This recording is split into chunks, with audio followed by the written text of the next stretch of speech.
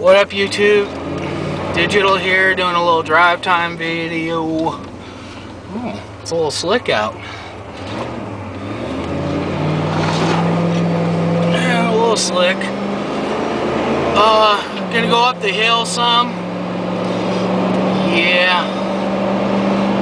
I'm gonna make this, it's gonna probably end up being about 3 videos long, maybe a little bit more.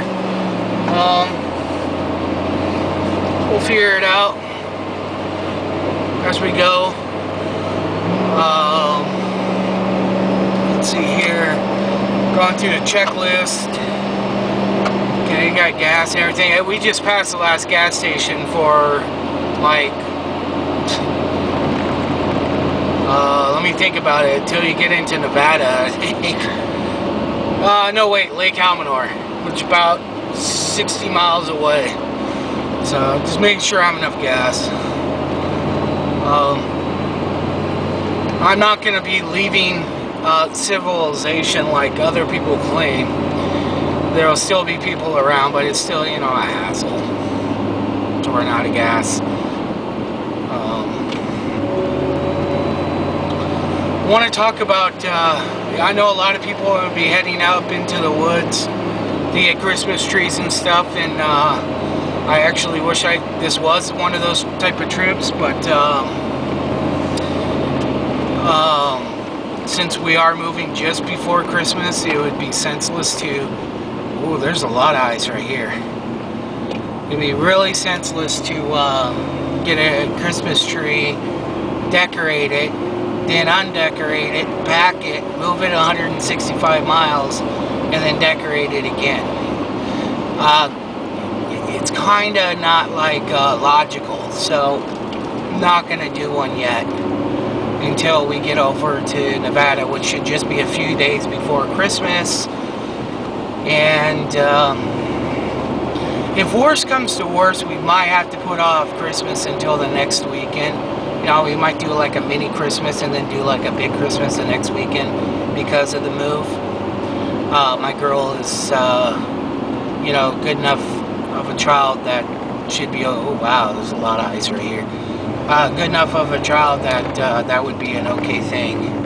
I don't want to get, I don't see, yeah, I see it. I was going to stop at the, you know what, screw it. I'm going to stop at the lake for a second, and hopefully you guys can kind of see out there a little bit.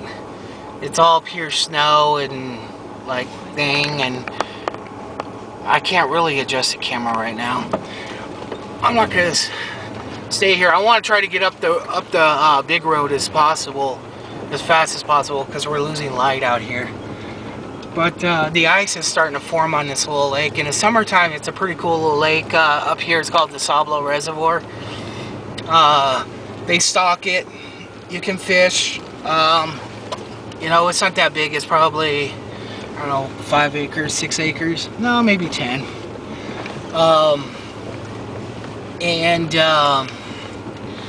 You can't, you can get a rowboat out there, but you can't, no power, no motors. So, well, here we go.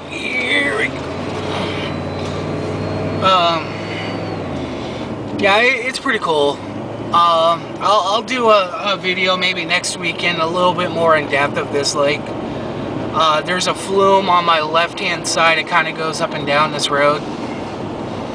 And they pump the water out from the canyon up and around, and they use it for hydro, and it goes back into the canyon. But this is the area where last time I started getting sideways at night because it's really slick through here. And to the left is where I turned around last time, where that truck started sliding out of control that is coming off of this road. But the plows have plowed, but I tell you what, anybody that knows mountain roads can see why I'm a little concerned about driving right now.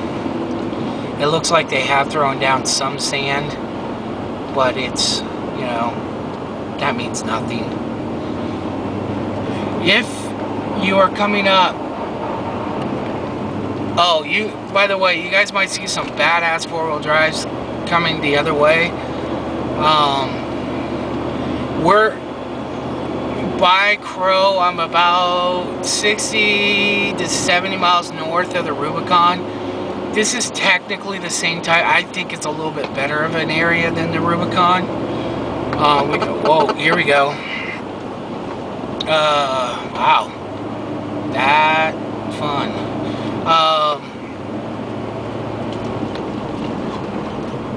Get this bad boy into four-wheel drive. To me, I kind of think this area is a little bit better than a Rubicon, but that's just my opinion.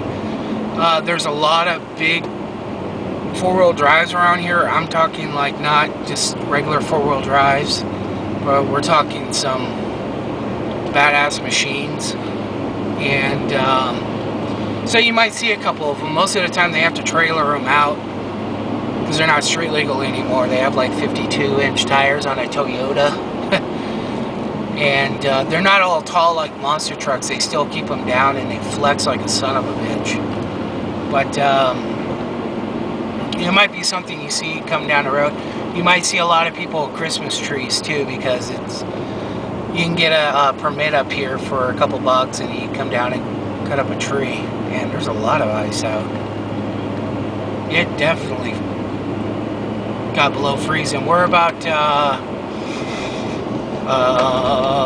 3,200 feet or so right here.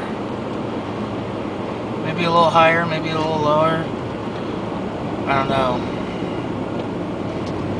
I was planning on going all the way up to about 4,000 feet, but I don't think I'm going to go that high. You can see it's just way too much ice to risk it. My back tires are not that great. They're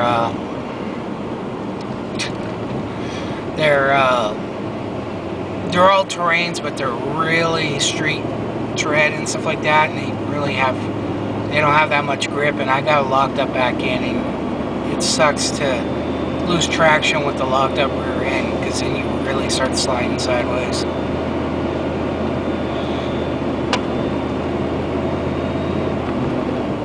I really don't want to get out and air down.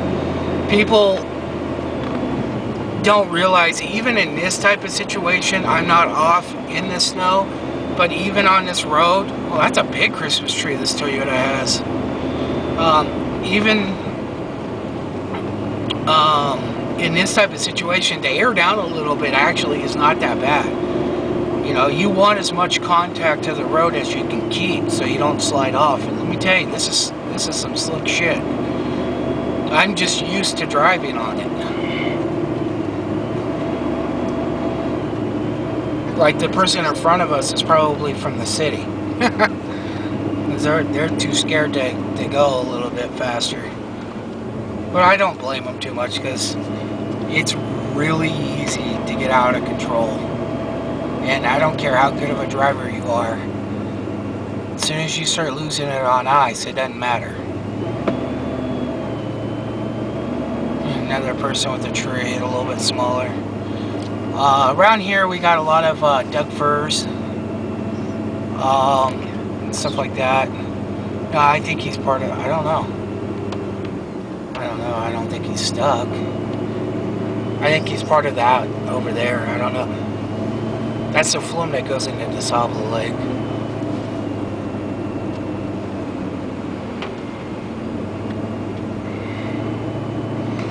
When you head up into the hills like this, you got to be prepared.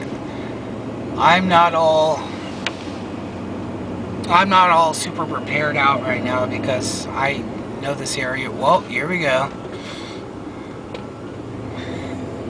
Put in four-wheel drive. See how I'm driving perfect and he's having problems? It's called skill. Put it in four-wheel drive, dude. Alright, first off, this is the problem with people who think running to the hills in WROL is a good thing. If you don't know what the fuck you're doing, you can't drive, okay? And people who think Toyotas are the best thing ever off-road have no clue what the fuck they're talking about. This is a blind corner. I'm not gonna go by. Shit. This is just a bad deal altogether. They gotta get out and put it in for Oh man, this is, oh Jesus. If you don't know what the fuck you're doing, don't come up to the mountains, please. Take somebody that knows what the fuck they're doing. I'd rather have stayed behind this guy because I have a feeling I'm gonna have to tow him out. Toyotas are great. Toyotas are great when you got 10 feet of snow because they'll get up on top and they won't sink their axles. But when you got light shit like this, it's better to have a full-size vehicle because you sink, you get down, and you get traction. Now this part of the road kind of scares me because it's windy, there's a canyon to the right. I'm going to take my time because I'm not going to end up wrecking my truck, even though I do have insurance.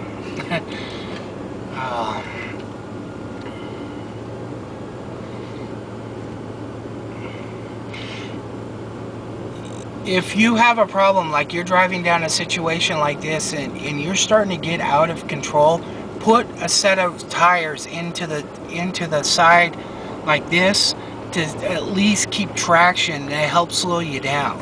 It seems a little silly, but if you put 1/2 in there, it will help slow you down where you need to be, and it will help keep traction. I know a lot of people don't understand it, don't understand how it works, but this is why people like this guy up here can drive back and forth with a car in this type of shit, as long as he just gets what the snowplow fucks him up. And people in a Toyota behind me can't go up the easiest hill.